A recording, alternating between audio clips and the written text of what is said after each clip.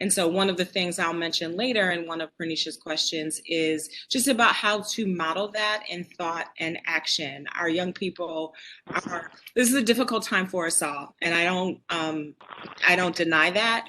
But I do think that we are on the cusp of something new, and the more we can encourage our students to embrace what might be coming despite the challenges of now, I think the better prepared they will be. Thank you. Anne? Hello, I'm Ann Halbach. I'm in the School of Education at UW-Madison, and I'm the Innovative Program Specialist. And one of my responsibilities is coordinating a teacher pipeline program that we have. It's a partnership between the Madison Metropolitan School District and the School of Education. And our is to diversify the teaching force at Madison, as well as do some diversity within the School of Education. So our programming is year-round.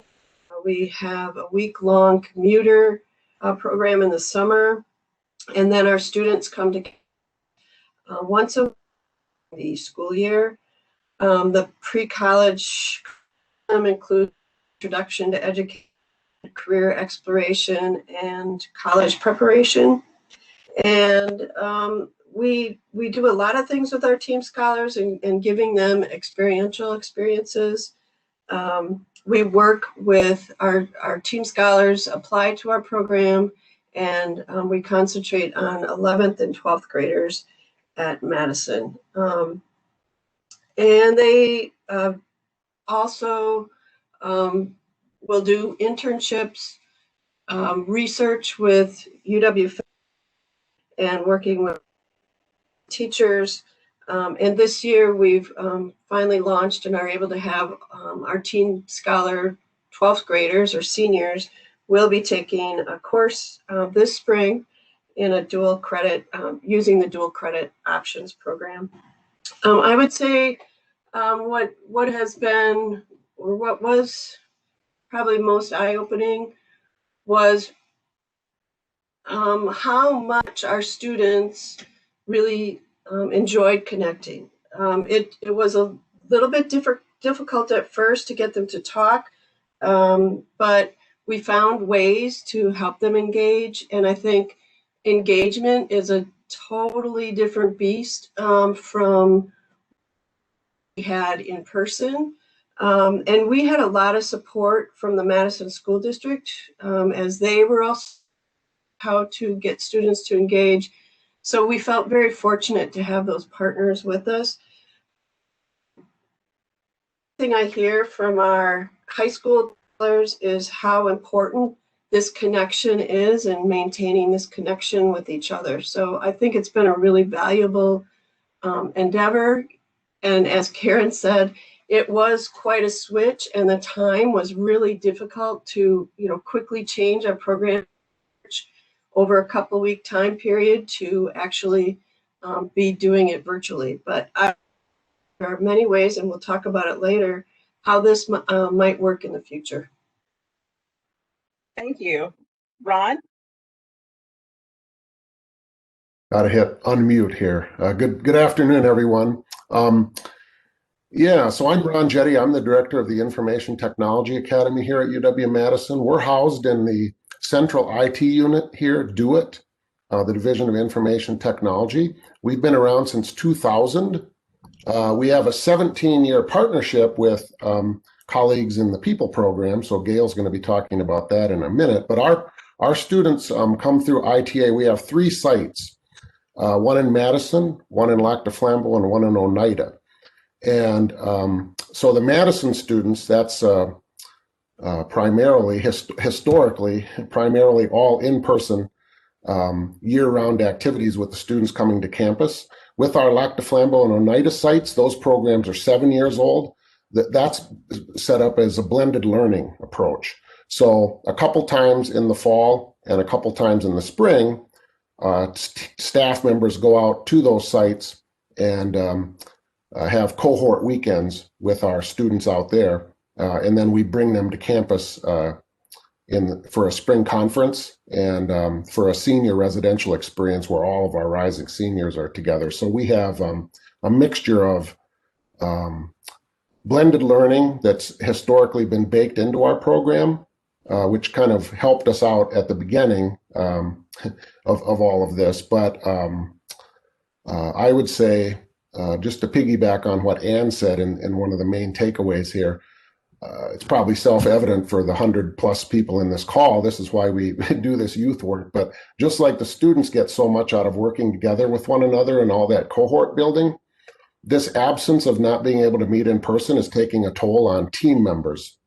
And lots of the work enjoyment is to watch them grow in a multi-year, culmination with their college readiness for UW-Madison. So that's an ongoing issue, is the pandemic fatigue amongst staff as well, that I would share. Thank you. And I was very strategic with selecting Ron because they have been working on computer technology access in rural communities and tribal communities for years. And so they've been kind of ahead of folks on how to get technology into these areas. And I think that for those of you who are trying to get creative ways of getting technology into your students' hands, Ron would be a great resource. So make sure you connect with him if you have questions about that specifically and getting technology, computers, Wi-Fi, and all that kind of stuff in some of these areas. Gail Ford. Thank you, Pernisha, and the whole team for having us here today. Hi, everybody. My name is Gail Ford. I am the director of the Pre-College Enrichment Opportunity Program for Learning Excellence, better known as the PEOPLE program. We are housed in the Division of Diversity, Equity, and Educational Achievement, which has a dual reporting role to both the Chancellor and the Provost here at UW-Madison. Our program is a pipeline. We admit students in grade 8, and then we support them all the way through degree completion. If they come to UW-Madison, then they get a 4-year tuition scholarship. Our pre-college program admits at grade 8, and then we support them through college enrollment. We are an academic year. We are a year-round program, so we literally never stop. We have 12 academic centers for enrichment, or what we call A sites, located in our partnership high schools for students to do after school. And then in the summer, we have a suite of summer programs called People's Summer University, most of which are residential. So students are staying with us on campus anywhere from 2 to 5 weeks. Our goal is to make sure that students who are just below college readiness benchmarks, or students who are in populations that are traditionally overlooked and under-resourced for college success, that they have a resource pipeline to be able to achieve their college dreams too. And so we have about 700 to 800 students in our pre-college pipeline. So when we were charged with the task of turning all of our programming into virtual, one of the big takeaways for us, the first thing that our staff really, set in our minds for us to have as a motto or mantra going into this work is, we ask our students to be resilient and to flip on a dime and still succeed all the time. And so it was really important to us, and my colleague Karen alluded to this as well, that we really model for them, how to keep life going as normal as possible, with obviously making adjustments because we are all human, to make sure that they could still have they could still participate in our programs. We're an integral partner with our families. We with our families from 8th grade until they finish with their college degree for those that attend UW-Madison. So we understand the impact that we have and the positive force that we can be in their lives. So it's really important for us to keep that relationship steady and to model for them what resiliency looks like in this time of COVID. So I guess one of the big key takeaways for us with doing virtual programming, everyone has already talked about the timing being really short. And sometimes you have to do less so that you can do more. We definitely cut back our hours with students and really doing some of that level setting and expectation setting for what does success really look like. You can't just take what you did in person and put it on a Zoom meeting. We know that doesn't work. But you have to assess what is success when it comes to virtual programming. what are the expectations that we would like to set for our students and our staff, and how can we do that in an edutaining way as best as possible. Thank you very much. So they have received the questions ahead of time and decided who will answer them, but I will start with question number 1. What was the most challenging part of converting your programming to a virtual setting?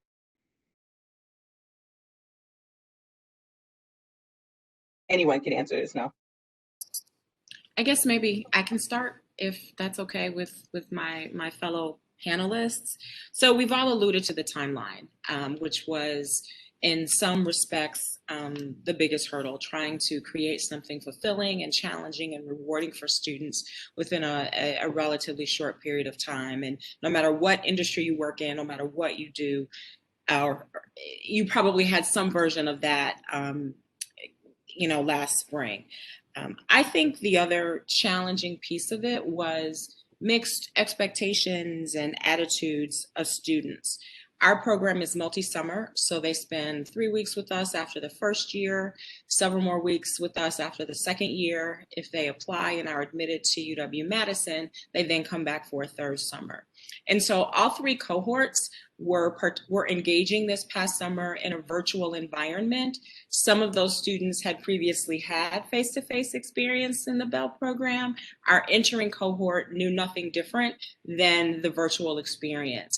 And so trying to maintain morale and positivity and resilience, as my brilliant colleague mentioned just a few moments ago, I think was a really challenging but important piece of kind of what we faced this past year.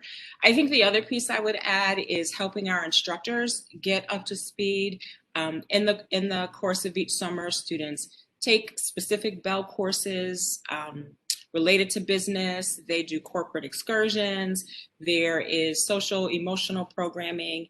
And so providing instruction and resources for our instructors, our faculty, our teachers, our mentors to feel confident and to feel adept at engaging with students to the highest degree possible in a remote setting. I think those were 2 of the most intense challenges that we faced last spring. Thank you. Would anyone else like to share a challenge different from what Karen shared, or we kind of all the same? I can jump in. All of our students in ITA has a tech program, so half of our focus is on academic prep, as I said, about having our seniors be competitive applicants for UW-Madison admission. They all get in somewhere into a post-secondary institution, attend maybe other system campuses or Madison College and transfer in. The other half of what we do then is the technology skills building across a wide spectrum.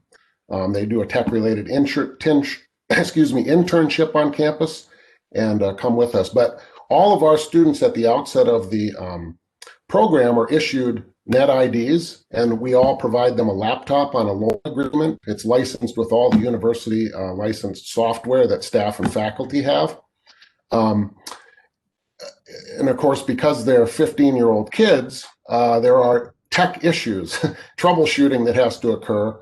So it took much longer than it ever did historically for the imaging project to get done, once we got our delivery in from Dell. And then the ongoing support issues that we usually sort out at one of our 18 Saturday sessions, takes a lot longer now. We have to have extra laptops, and I have one team member who, he's on campus every week at some point, just taking care of repair issues that we have, even though the rest of us are all working remotely. So now we've got the new testing regime coming in, so he's going to have to build the weekly testing into his, work load. So that is very much of a challenge.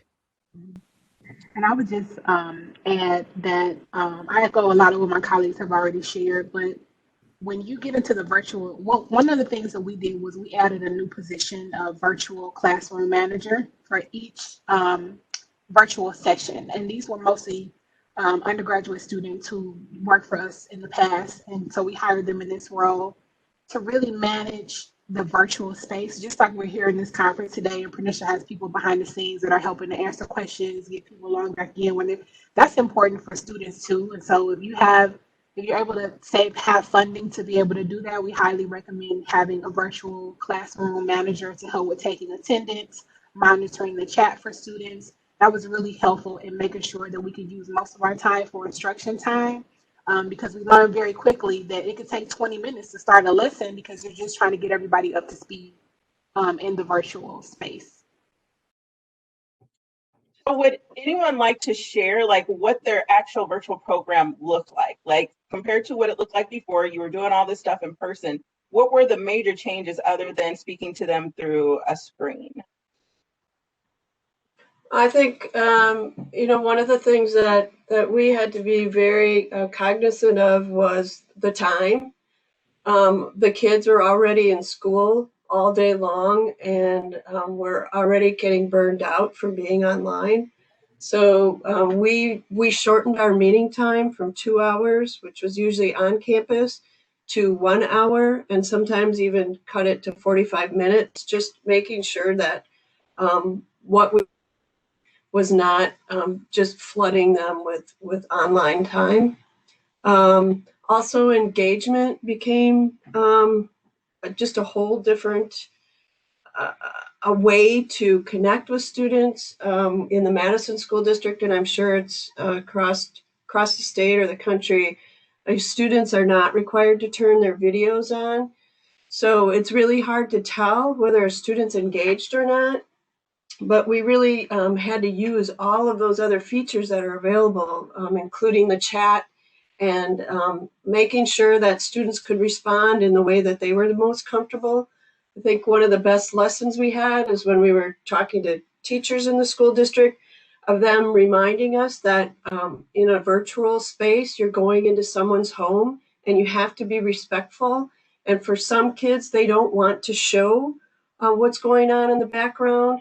And also, there may be a lot of noise. So really being respectful, and then also acknowledging students. It's easy to look at someone and they can tell that you're looking at them, but when you're online, you don't have that eye-to-eye contact. So using people's names, making comments in the chat, acknowledging that their contributions or their statements have been heard. Thank you very much. What were some of the platforms maybe that you all used? Were most of you in WebEx? Were you in Teams? Were you in Google Classroom? What were some of your recommended platforms during this time? I'll jump in right away again. Because we worked with the Madison School District, they were using Zoom for their classroom spaces. So we just kept using the same platform that the school district was using. And that way the students were all familiar with it already. So our platform is Canvas. As I mentioned, all of our students have net IDs. So our instructional programming is based in Canvas, and we're doing it asynchronously. Like Ann said, there's a real-time overload. So the asynchronous allows for the student to fit it in their schedule on a weekly basis. We do have real-time programming. It's more focused on lighthearted or some fun activities, so that it's not just where's your missing work bandwagon all the time. And I will say one of the things that we're going to carry forward after the pandemic is we're able to offer more tutoring sessions, and we use WebEx for those. So students, no matter where they're at, they're in Lac du Flambeau, Oneida, or Madison, Monday, Tuesday, Wednesday, Thursday evenings now, and every other Saturday, we have a number of tutors that are in sessions and link up to provide that assistance. It was always a challenge for us. We would hire students from UW Green Bay to do our tutoring up in the Oneida area. Now all of our tutors are here at UW Madison, and they can reach all of the young people, and that's going to carry on after the pandemic. So it's one of the silver linings in this whole mess here that we have. We use Teams and Canvas in combination. And just to give a glimpse of what our program looked like, For the academic year, when we used to have our virtual tutoring, I mean, not virtual, we used to have our tutoring sites that were in person in the high schools. Those were from 3 to 6, Monday through Thursday. We expanded our A-site hours to be open from 1 to 6, Monday through Friday, because we wanted, realizing what the student school day looked like, we wanted to have a lot of opportunity for students to come and get services as they needed, trying to be considerate of all the other things that were also going on in their lives. And so the good thing about Teams is there's channels. So we literally had channels set up for each subject, and students would come and check in with the English tutor, or maybe they needed help with trigonometry or geometry. We had channels that were set up for that. We had advising channels that were set up for that. So students got to be able to kind of get into the room to give them that targeted services that they needed, especially during that time. And that was really helpful for us. We have very few we had a mix of asynchronous and synchronous activities too, but we also built in what we call college readiness, college life readiness, I should say, where we were doing some of the more fun activities, panels with other college students where they got to talk about their experience virtual, what it was like doing virtual school their freshman year, all the way to seniors who this was their senior year and they're trying to finish out in a virtual semester. We did bingos, a lot of game nights with students to try to make sure they're getting some of that social time that they were missing from school. Our summer programs, we went from a full day of programming where students were taking 5 classes plus evening activities to now doing half days. And a lot of structure for like the first 20 minutes of the hour, and then more work on your own, do work on your own for the last 20 minutes of the hour, and then 15-minute breaks in between. We also didn't try to do every subject every day. We had Tuesdays and Thursdays was like math and science days, and then Mondays and Wednesdays were more so focused on English, social studies, our writing center, and then Fridays we tried to do fun de-stress activities such as yoga, color therapy, things like that with students. And each level was different. So our rising seniors, what do they need that they're going into their senior year? How can we make sure that their programming is really intentional, as opposed to our freshman student who may need something different because they're getting ready to go into high school.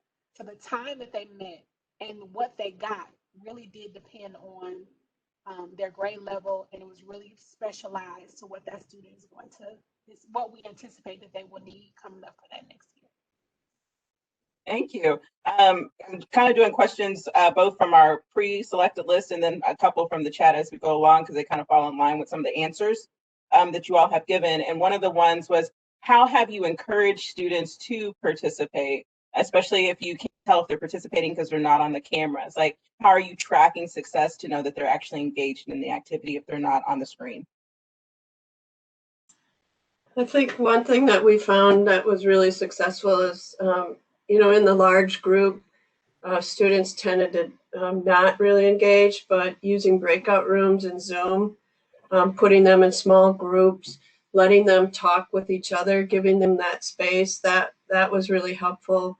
And also, using the chat and including games in the programming. So they love doing polls.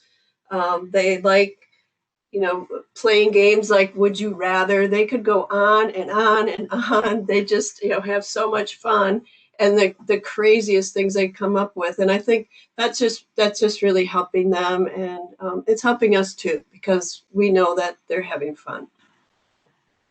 Thank you very much.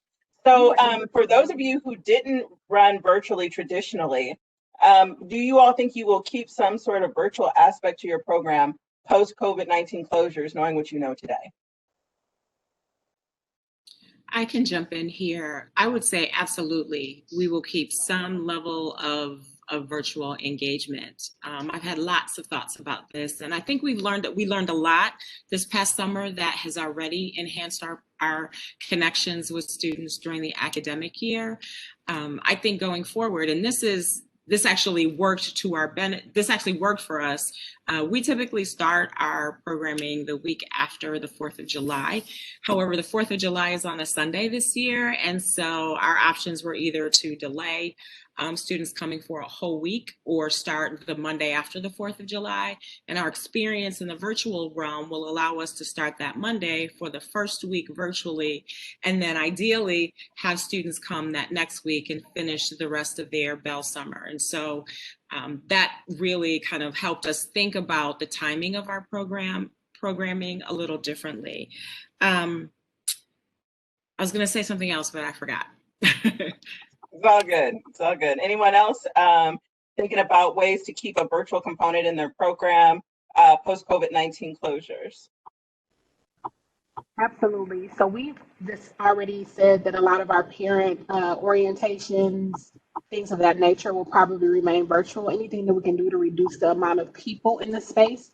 We want our in-person, face-to-face time to really be focused on work that we need to do with the kids, is face-to-face and intentional.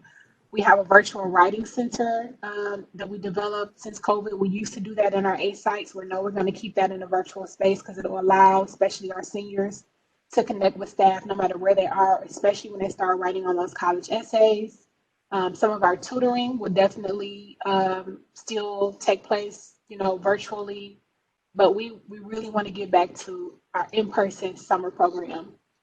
Absolutely, we miss that FaceTime. But the virtual world has taught us that some things can be done over a computer screen. Some, not all. Wonderful. So the next question is, what were some of the financial ramifications, good or bad, when converting to virtual programming? Ramifications technically is bad, but what were the implications or ramifications? So we did save money based on what we do in a normal year because we weren't housing students. So we didn't have to pay the housing bill for our summer programs, which allowed us to save money in the coffers. However, so one thing that we did was we reallocated some of that funding to give students stipends for participating in the program. Our seniors already did, our rising seniors, I should say, already did an internship program. And so they got a stipend at the end of the summer for their internship. We were able to offer some of that stipend, a smaller stipend, to our younger students as well. Money doesn't tell the whole story because we also had to hire additional staff, like I said, to do those classroom management positions, but it was nowhere near the cost of housing and food if we were in person. But again, we're losing something by not, we spend money because we want to get something out of it, right? So I definitely just want to say, yes, we save money, but that is in no way an endorsement to say we need to move the virtual programming because it saves money, because we all know that we're missing that in-person component is super duper important.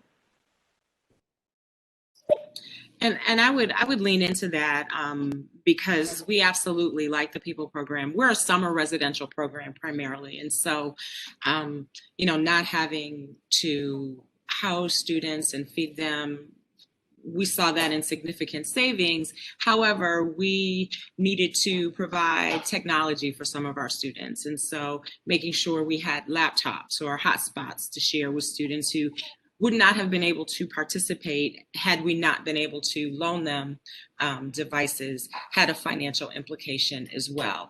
The other thing is making sure that we brought our faculty back in time enough for them to think very intentionally about how to adapt their programming. We were highly synchronous. Most of the experiences that our students had this past summer was synchronous. We did very little asynchronously. And so making sure that we could connect our faculty with resources offered on campus and school and certainly in the community so that they could adapt their programming in a way that would benefit students was another different expense, but because of the savings, we were able to reallocate those dollars. So while we're talking in the lens of funding, we had a question come in that says, many of us in state and DPI funded programs faced furloughs and personnel cuts last summer while trying to launch programs. Challenge in running an understaffed program while dealing with increased need for support personnel. Also have the reality of needing too deep leadership in virtual spaces. Yes, having that classroom monitor on top of having your instructor. And so how did you all manage that? I know that because you didn't have residential programs, you were able to reallocate the funds. But I know that ITA and people are both DPI funded programs, partially funded. So was DPI, were there any modifications in DPI? Was there any flexibility in your DPI? We use our DPI funds to do the laptop loan program and also to pay for staff. So that funding was spoken for. The rest of the central funding we get, it just gets it's central funding, so it goes back to campus to make up for this hundreds of millions of dollars loss that the university's facing. So the budget picture isn't any better this year. It's not as bad as what I thought it might have been, but we're we have a UW Foundation funds. We have private fundraising that sits in the 233 account, and it's not going to go away. But we're trying to get out ahead with some of the purchasing we need. I made notes on the PPE stuff we need, after this, but it's not doing us any good to, send that money back, that central funding back to campus. We chomping at the bit to get back with our students. And like Gail said, they're suffering. I mean, it's when we, unfortunately, as we work our way through the winter and get into the spring here, we're going to exceed the Second World War in terms of deaths in the country, and it's a long-term trauma that this morning's session touched on that we're going to have to help unpack with our young people as well that we haven't seen for 20 months. Well, and there's an unfortunate reality in that less funding possibly means fewer students to be served. And I think those are going to have to be hard decisions that programs may have to make, especially those that are under DPI or where their system school has money to serve. And I would say it would make more sense to serve fewer students than to not have enough support or oversight in your program. So I would put the priority in the too deep and the cost of the too deep and look at the number of students to serve because it might be fewer, so you can afford to have the oversight and the programming personnel that you need. What I've been working with the Madison Metropolitan School District too under Black Excellence, and what I've been seeing is, what are we going to do with these behaviors, right? When they come back, because they're already experiencing them in the virtual space. And they just did away with EROs. And so they're working on like restorative justice plans in the schools. And I think that you might see that in your programs too. What are some of the things that you're going to put in place, and how are you going to support these students that are coming in with this trauma? Because it's not just going to disappear simply because they're back in this in-person space. And so it would behoove us to have the proper personnel there to serve the students versus risking, being at a ratio or not having enough support. So just something to think about. And then also goes back to the why you're doing the program. And so when you're talking to your campus leadership and saying, hey, you've made this commitment to increasing the diversity of our pathways and to shoring up our pathways, but we can't help you meet this goal without additional funding for this particular area. And it's working through your pre-college liaisons because there's going to be a need for funding for PPE. There's going to be a need for funding for additional personnel, and that you're going to have to lean on your campuses for additional support. Okay, I'm off my soapbox. Next question. Let's see here. Have you started a plan A and a plan B for summer 2021? Meaning you know what you're going to do if you have to stay virtual, and then you know what you're going to do if you get the green light to run in person. Are you planning both types of programming right now? We are planning as if we're going to be in a virtual space and open to the idea of being in person. We have a lot of questions about in person. I think we all do. There's a lot of variation about how our constituents feel about in person, about vaccinations, about our staff, everybody feeling comfortable with what does that look like. I think an in person. So we're thinking yes about a plan B, but we are planning for plan A, which is virtual program. Okay. Plus one for us on that as well. We've got rooms reserved where we'll be ready to cancel those, but we're expecting that we will maintain in this remote posture until the fall probably. Okay. All right. Next question. What recommendations do you have for folks planning programs for 2021? What recommendations would you give them today?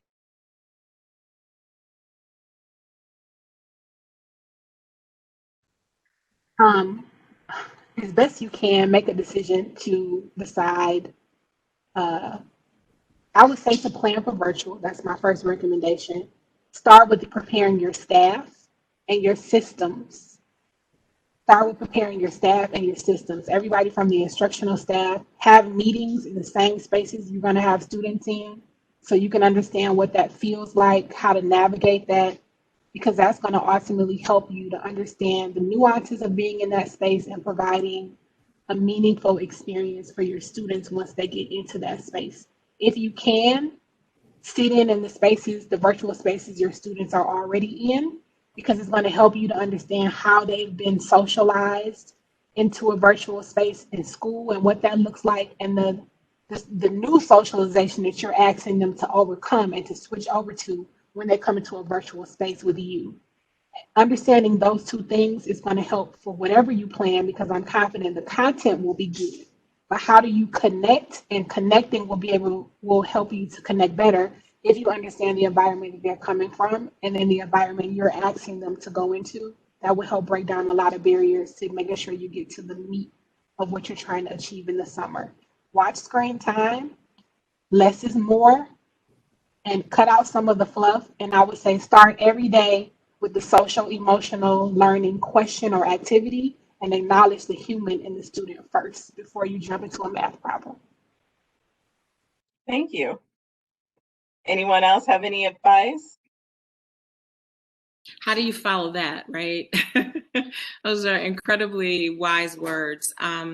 I guess I want to just lean into the place of understanding what students' experiences are before they engage in the program.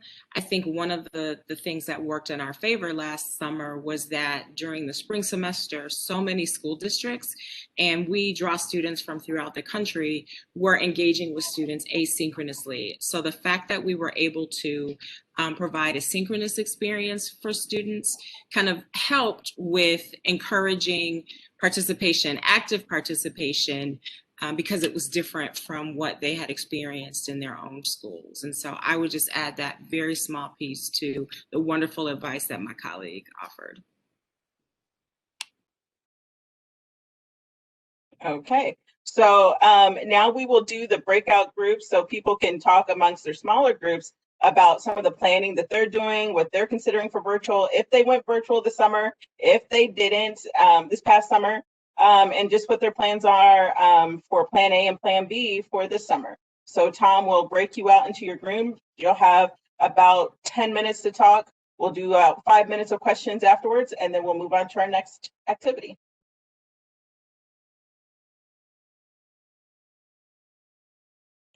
Welcome back. Welcome back. It is so wonderful to see all of your faces. So we have about 5 minutes. Does anyone want to share out about what they talked about in their group, and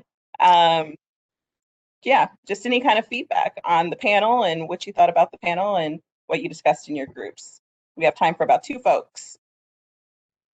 Now, for all of y'all who run programs who don't have kids answer questions in virtual spaces, I'm gonna say y'all one of them, okay? I'm happy to share. I loved our group. We criticized ourselves for being too optimistic and idealistic. No, we were just joking because a friend at lacrosse was talking about running athletic programs, which is quite a challenge in a virtual space. But we talked a little. I liked Gail's comments, and we talked about that a bit too, of letting go of what was and focusing, maybe less is more, and really narrowing your vision to what does success really look like for your program. So we had a great session. Thanks.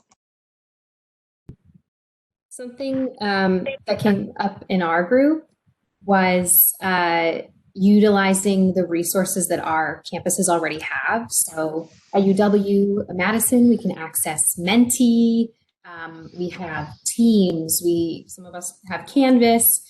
Zoom, Google Docs, like there's YouTube, right? There's all these resources, some of which UW pays for, and utilizing those and bringing those into the classroom, trying to become as aware of them as possible can be a really good way to kind of bring in that variability. And another great point was made to allow students to sort of pick the timing of courses and give them options and ask for their input so they really have ownership and buy-in over what we're teaching them, so they are learning what they want instead of sort of like what we decide is the canon, is the important thing.